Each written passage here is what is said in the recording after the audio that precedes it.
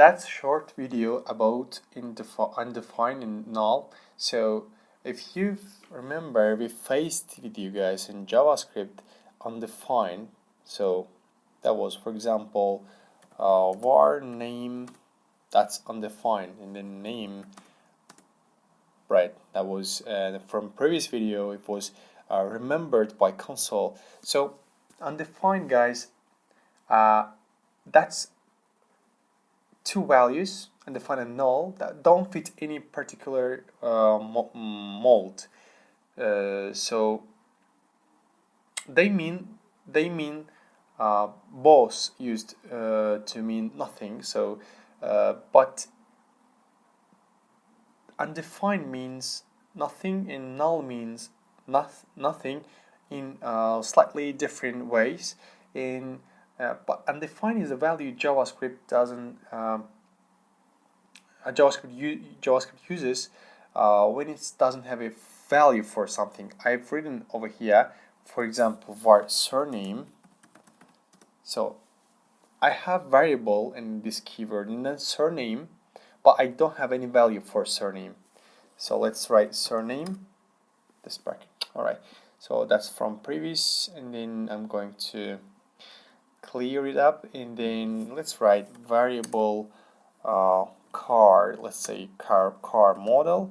Yeah, undefined. So we have undefined, and then we have variable car because we don't have any value for this car, any car model, let's say.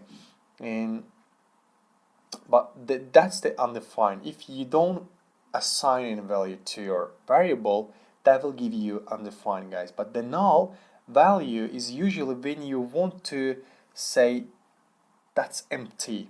So let's say var home in equals to null in home null. So what that means, actually, null is used only when you want to say something that's not there, and which is very helpful for understanding literally meaning of something. So and